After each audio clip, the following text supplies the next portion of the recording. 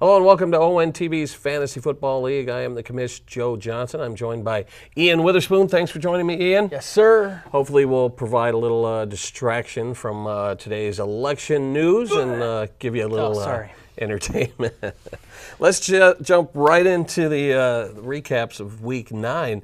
I think for the first time this season, I was the highest scoring team. Look at that. All season long, I have been at the bottom of the total points leaderboard. And I beat all y'all this week and handed Reawakening another loss, which he can't be too happy about. You guys just could not catch a break this whole year so far. I mean, you got one against him finally, but Sammy, oh, God. Poor Sammy. He is 3-6. I am 3-6, so we are now tied. Hold on, I wanted to bring up both of us. Why did it not bring up both of us here? Let's see. Full box score. Or no, let's do quick box score. There we go. All right, so let's take a look at these studs and duds from Week 9. I've been starting Matt Ryan. I picked him up on the waiver wire, and that was a nice pickup considering we only have 8 teams in this league, so there's a couple of gems on the waiver wire every once in a while. Matt Ryan has been nice, even though Eli Manning did have an impressive game. He's on my bench. He had 4 touchdowns but 2 interceptions. So you can see there, Matt Ryan actually outscored Eli Manning and was my stud of the game.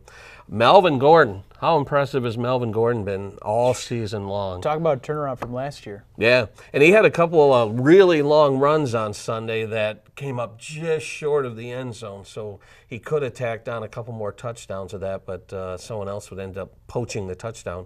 But he's got to be most improved player on the season. I mean, he's been fantastic. Yeah, I can't think of anyone more improved. Yeah.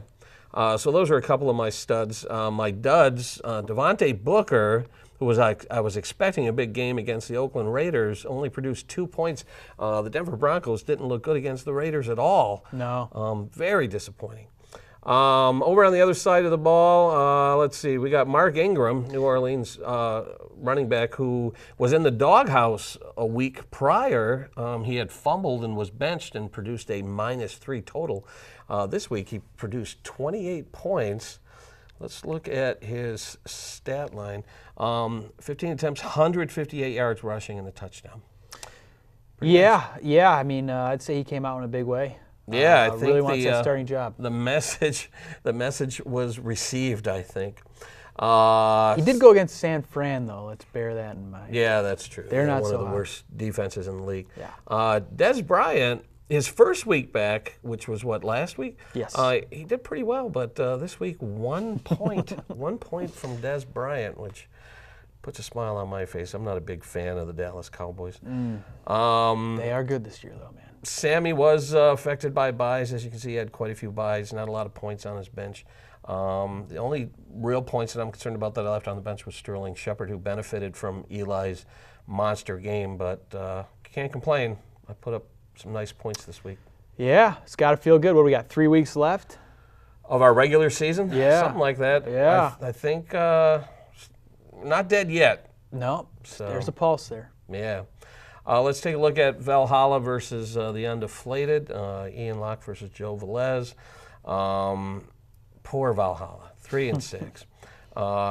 Undeflated. Joe actually started out really strong, but he came back to earth. He's down to 5-4, but he got a win this week. Let's look at the full roster. Aaron Rodgers. People have been questioning Aaron Rodgers, wondering if he's the same guy, but he's been pretty consistently putting up points the past few weeks, wouldn't you say? He has. This week, I would say that was in garbage time, though.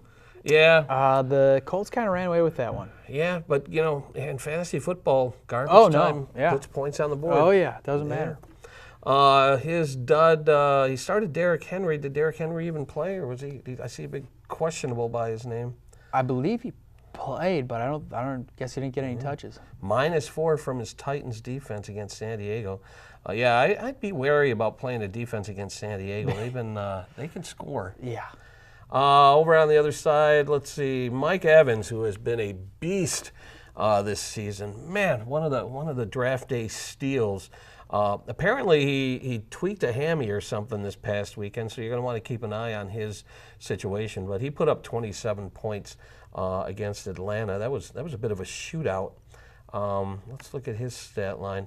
150 yards, 2 touchdowns. Can you expect anything more from your wide receiver? No, and he really, since he's coming, was it his second year? This is his third year. He's been a stud since he's got here from. Yeah, and him and Winston have been really on the same page. Dud of the game, Demaryius Thomas, 5 points. Brandon Marshall, 4 points. I don't know if I'd start any Jets player right now the way that team is playing. Well, if you look at Velez's bench there, he didn't Yeah, have he much didn't of a have- choice. Yeah, look at all those buys. Holy moly. Same thing on the other side. Yeah. Both teams were hit hard by the buys in week 9. Holy moly. So Undeflated comes away with the win. Let's look at King Kaloje Ant. Open up the bench here. Wow, 74 points from Ant. 15 from Andrew Luck. Couple of 10-point games from 3 different players, but mostly single digits. And this is probably the one that really jumps out is Marvin Jones, a big fat goose egg against Minnesota. Yeah. Marvin Jones, who people were hailing as Megatron's replacement. What's going on? I think he's getting your best cover corner on the other side every week now, and that as you noticed, has opened up the gate for Golden Tate. Yeah, Eric Golden Ebron's Tate, gotten loose a little bit. He had almost 100 yards. Yeah, Marvin's just been shut down. I know he was targeted a few times, but who guarded him? Xavier Rhodes, I think, with Minnesota. Good corner. So I think that's the situation there. Handing Team Irish Brogues the win. Dak Prescott, week after week, this guy is putting up points. 32 points, man, that's an impressive number from your quarterback.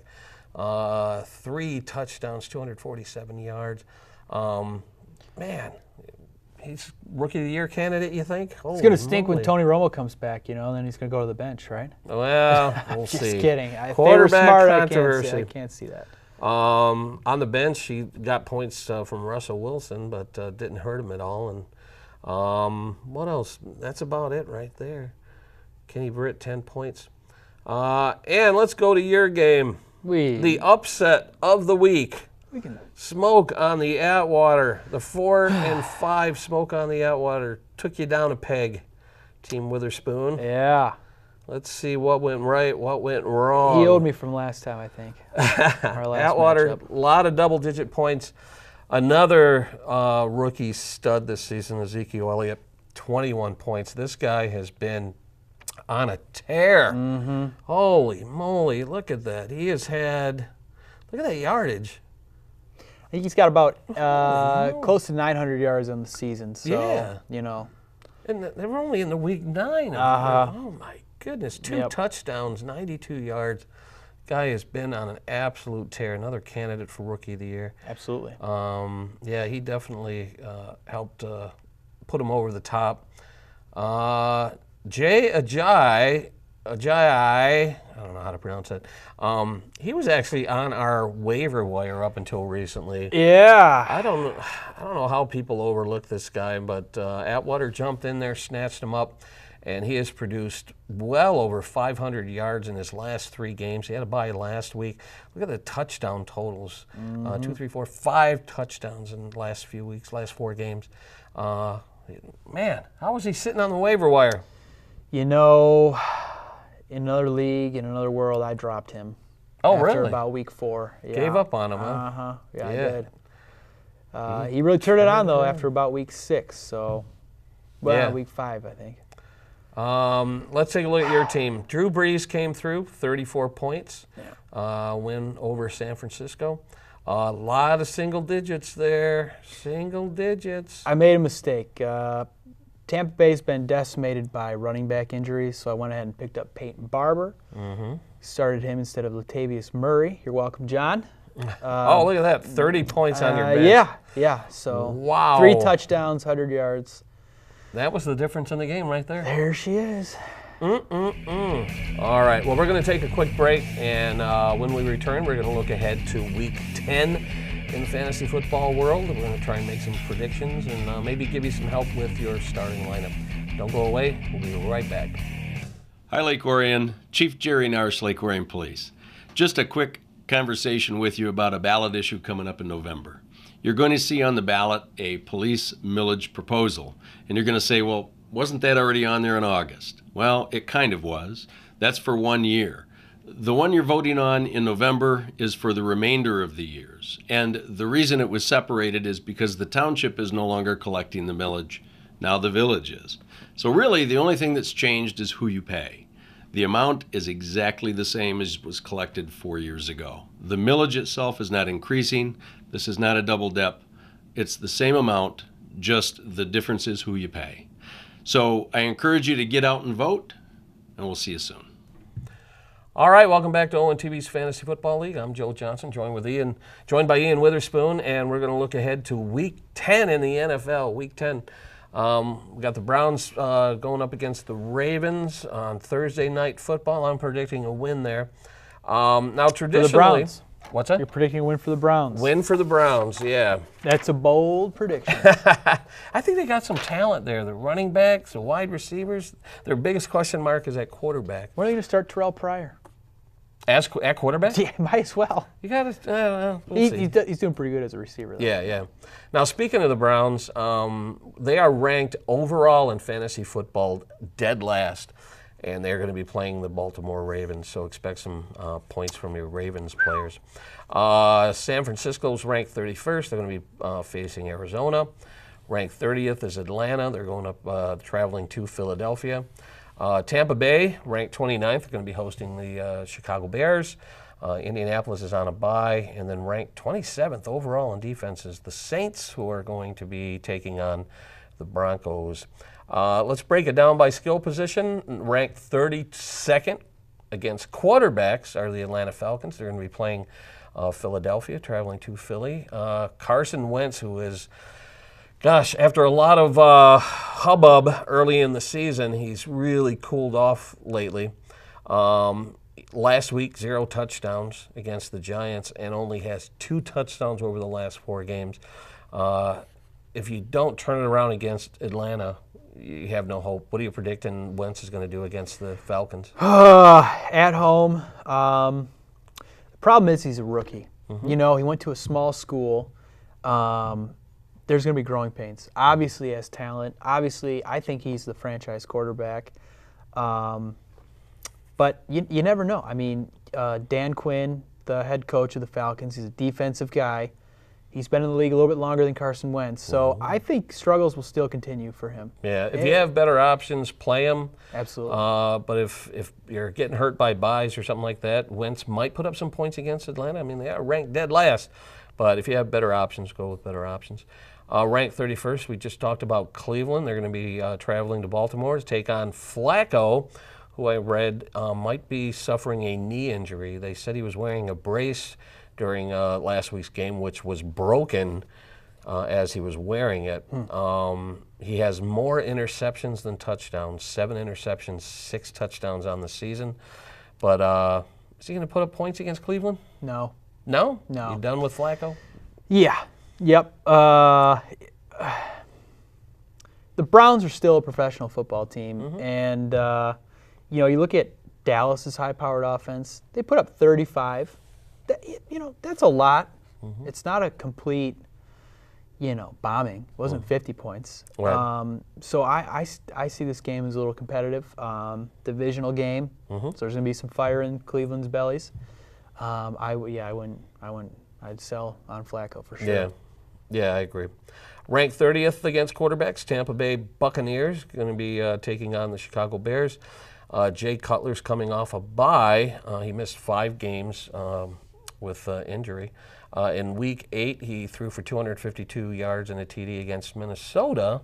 They lost. They didn't. Chicago won. Chicago beat Minnesota. Correct. This is going to be interesting. Cutler versus Winston. What are you seeing for that game? As far as a winner, I don't know, but I would feel comfortable starting either quarterback. Winston's been putting up a lot of points every week, and Cutler is not the best fantasy option. If you need somebody off the waiver wire, this might be the guy. Yeah. Because he's a real cocky guy. Cutler is? Yeah, and He's so Tampa's up and not good. down. I've seen him just look god-awful on the field, and then there's moments where he's just brilliant. Yeah, this might be one of those weeks where you get Alshon Jeffrey going. They got a decent running attack with Howard in the back. The Bears, they're not good, but I think they can surprise some teams, and people like the Lions need to watch out in the division. Yep. Speaking of the Lions, they're ranked 29th. They're on a bye this week. Rest up. Ranked 28th, Carolina Panthers going to be taking on the Kansas City Chiefs. Interesting quarterback situation over there. Alex Smith, I think, went through concussion protocol or something like that. He'd been replaced for Nick Foles for a couple of weeks. They're predicting Smith is going to return in Week 10. Even if he does, man, Smith and the Chiefs just can't find the end zone in the air. No, they cannot. I mean, if I was to start any Chief, it might be Kelsey, but Right. Macklin's been a disappointment. And, I would just stay away from any Kansas City Chief this week. That matchup's weird, too. Carolina just... Their defense, I don't know what's going on with their defense. Who They knows used to what have one of happened the to best defenses in the NFL, and Right. they're just Swiss cheese this year. Let's move on to running backs. Ranked dead last against running backs, San Francisco 49ers going to be traveling to Arizona. David Johnson. He's been playing pretty well, coming off a bye. He hasn't had any TDs since Week 6. He's been putting up some yards, but no TDs since Week 6. But against the Jets, he had 3 touchdowns in one game. Now they're playing dead last San Francisco 49ers against the run. Big game from David Johnson? Yes. Absolutely. I wish I had David Johnson. Yeah, this week. Yeah, I'm expecting lots of yards, possible multiple touchdowns. Yeah. Ranked 31st, New Orleans Saints taking on the Denver Broncos. Booker, who I have in all of my fantasy leagues, struggled against Oakland last week. Really big disappointment. But now they're going to be playing against the Saints. I'm hoping Booker rebounds, puts up a big game. What do you think? I think he will. Anytime you play New Orleans, you got to be ready for a shootout because they don't play defense and they score. And this is in the Dome, right? So Yeah, they're playing in New Orleans. Yeah, you better be prepared to score. So I would feel confident starting Booker. Absolutely. High-scoring affair. That's going to be a fun one to watch, I think. Ranked 30th, Pittsburgh Steelers, which just surprises me. Every time I mention their name on this list, they're going to be hosting the Dallas Cowboys. Oh, my God, Ezekiel Elliott. Last week, 92 yards, 2 touchdowns against Cleveland. More of the same against Pittsburgh. Oh, yeah. That offensive line, you and I could run through it. So definitely him for sure. Another fun game. This could be a shootout. San Diego Chargers hosting Miami Dolphins. We were talking about Ajayi earlier. Over the last 3 weeks, over 500 yards rushing and 4 touchdowns. Another big game from Jay this week. Yeah. It's always tough when an East Coast team goes west or vice versa. But Miami's interesting because they're now 500, I believe. So they're kind of coming back to the pack a little bit, showing a little pride. And the Chargers are in probably the best division in football in the AFC West. So, yeah, they both got to score for sure. Yeah, that one's going to be interesting. We were talking about Cleveland earlier, traveling to Baltimore. Terrence West, really down week versus Pittsburgh. What's going on with the Ravens running game? Do you see them producing anything on the ground against Cleveland? Yeah, I do. They're at home, Baltimore is. The Browns are not good. And who knows what's going on in Baltimore? You know, that's an organization with a lot of pride. So I can't see them letting this turn into a 5-win season type thing. So I got to imagine that, especially with Flacco being down, their running game's going to have to pick it up. Yeah. All right, let's turn to wide receivers. Ranked dead last against wide receivers are the Chicago Bears, surprisingly. They're going to be traveling to Tampa Bay to take on the beast Mike Evans. Holy moly. Against Atlanta, 11 catches, 150 yards, 2 touchdowns. I did read that he is undergoing concussion protocol right now. So if you have Evans, you're going to want to keep an eye on that situation. But I can't imagine him not starting against Chicago and putting up huge numbers. Yeah, Jameis likes to sling it. Evans likes to catch it. Yep. And they're a pretty good tandem for sure. Ranked 31st, the Atlanta Falcons traveling to Philadelphia. Jordan Matthews only has 3 touchdowns on the season. Not a lot happening with Eagles wide receivers right now? If you had to play a Philly wide receiver, who would you start? Matthews or somebody else? Or? I guess it would have to be Matthews if I had to. Like we talked about Wentz earlier, these are the growing pains. So the league's kind of caught on to him. That's a desperation play to me. Ranked 30th, the Oakland Raiders are on a bye, so let's go to rank 29th, Kansas City Chiefs at Carolina.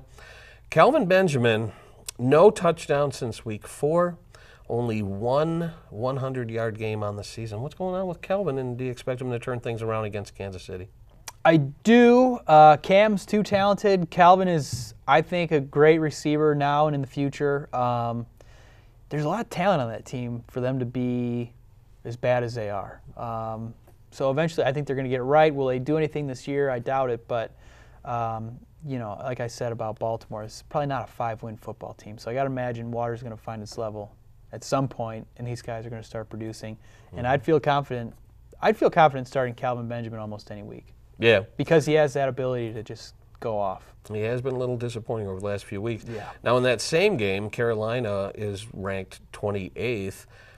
Do you start any Kansas City Chief wide receiver against Carolina? Macklin apparently suffered a groin injury that he's battling with.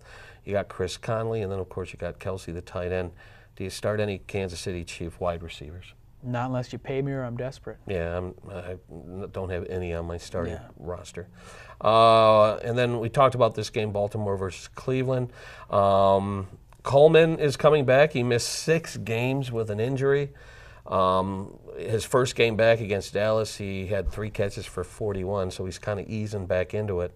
Terrell Pryor had a touchdown against Dallas, but apparently he's been battling a hammy the past couple of weeks too. But like I said, I think there's a lot of talent on that Cleveland squad, and I'm expecting Cleveland to put up some points.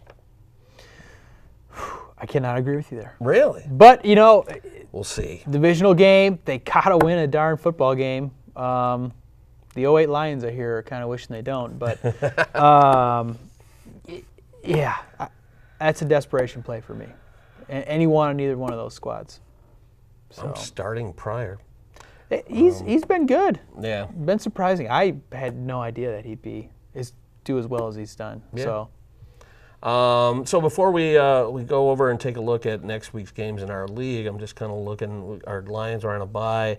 Seahawks, Patriots, Monday night. Oh, no, not Monday night. That's Sunday night. Bengals and Giants on Monday night. My Giants seem to be starting to gel. I saw highlights from that Giants game on Sunday, and every touchdown Eli threw on Sunday was a bomb. It was like 30-yard touchdown, 40-yard touchdown. It was crazy. They're a weird team, the Giants. I know. I don't understand them. They live and die with Eli. Yeah. They spent a lot of money in the offseason on the defense. So they can hang their hat on that, I guess. I don't know if they've necessarily put it together, but there are a lot of interesting matchups coming here from an NFC North perspective. I know the Vikings are playing the Redskins. If they're not careful, they can find themselves out of this division lead. And same with the Packers. Packers are 500 now. Right. So it's a very interesting place for us Lions fans. Yeah. I heard somebody just say the other day that there's been talk of hosting a playoff game. And I'm like, whoa, slow down, man. Pump the brakes a bit. But, I mean, second place by half a game in the division. It's a good spot to be going into Week 10. So, and this, if we can just touch on the Lions for a second, they've got 3 more divisional games at home. Then they go on the road to your Giants, the Saints, and the Cowboys. So they've got to find some wins. They've got to hold home field advantage. And I'm sure they'll break our hearts, though. Oh, sure. Yeah. It's given. Yeah. With the last few minutes we have left in the show, let's take a look at next week's matchups in our league. I'm going to be taking on the undeflated 5-4. I am a disappointing 3-6. The battle of the Joes. We both have 1-game win streaks. Joe Velez has not filled in all his bye weeks yet, so the predictions are a little skewed. Hopefully he's not watching right now. I don't think I could bring up the bench here, but he's going to have to put in his backup quarterback. got a guy, I let's think see. his name's Tom Brady on his bench. Oh, is that on his bench? Oh, okay. Yeah, it just made me sad there. I don't know. I got Ryan taking on Philadelphia. I got Melvin Gordon in Miami, or taking on Miami. I am going to say that I am going to win this week. I just feel confident. I feel like I'm turning things around. I got some talent on my squad. Yeah, especially with the quarterback and running back putting up 30 points a week. I mean, that's really setting you up for success right there. Yeah, and seeing what Eli did against the Eagles on Sunday, I'm hoping Matt Right. Ryan's going to do more of the same. Let's see. Let's go to the Reawakening versus Thrashers. Battle of 3 and 6 squads. No buys there that I can see. So the prediction, the prediction's close. Valhalla is predicted to score 79 versus 77. Sammy's got Andy Dalton in at quarterback against the Giants. That'll be interesting. See any other big points there? Rodgers at Tennessee, projected 25. What's your call on this one? I'm going to have to give it to Valhalla. Yeah, 2, 3, and 6 teams. Yeah, I mean, I hope Aaron Rodgers doesn't do well at Tennessee, but they're kind of coming to the breaking point where those Packers got to turn it on. Both teams have the hookup. Sammy's got Andy Dalton throwing to A.J. Green, and Valhalla has Rodgers throwing to Nelson. So let's see how that hookup pays off. We'll see. Something's wrong in the brew up in Green Bay. Let's look at Atwater versus King Kaloje. Again, buys are, Ant has 3 buys in his starting roster right now. So this one's kind of tough to call right now, but Atwater is projected to score 93. He has Phillip Rivers hosting Miami. He got Ezekiel Elliott, Jay Ajayi. I'm going to call this one. I'm going to say Atwater takes this one fairly easily. I'm going to root for Atwater. Very, very lustfully, but Ant's got to get it together if he wants to be a contender. He's got to get those bye weeks replaced, but he's got to get a win this week. I think Atwater's going to put together a nice little streak as we head into the home He's got stretch. a lot of talent. Coming into the season, I thought he was going to be a real player here, and he still could. He's been a beast on the waiver wire. I think that's why he's turning his team around. Is he's on the waiver wire picking up some studs. Oh, he's not doing work while he's supposed to be, huh? He's scouring the waiver wire. And finally, you got a couple of buys you need to fill in there. Your Lions are going to be on a bye. You going to keep Drew Brees against Denver in your starting lineup? Unless I fall and hit my head, yeah. Oh, yeah. So he's projected to have 21. Prescott's projected to have 21. Right now, Irish Brogues is projected to beat you, but you need to make some tweaks to your roster. My team's going to look a little different. Probably get Latavius Murray back in there. It stinks taking Theo Riddick out because he's been pretty good. He didn't have a great week last week. But yeah, this is he's got some talent. Todd Gurley can go off at any point, especially against the Jets. Yeah. So it'll be interesting. All right. Well, I'm going to predict a Witherspoon victory. Ooh, don't curse me like And that. with that, we're going to wrap up this episode of ONTV's Fantasy Football League. Ian, as always, a pleasure. Absolutely. Thank Good you luck much. next week, and good luck to you with your fantasy team next week. And hopefully we've given you some information you could use. And we'll be back 1 week from today with a newly announced President of the United States. Oh, boy. And we'll recap Week 10 and look ahead to Week 11. Thanks for watching. Good night.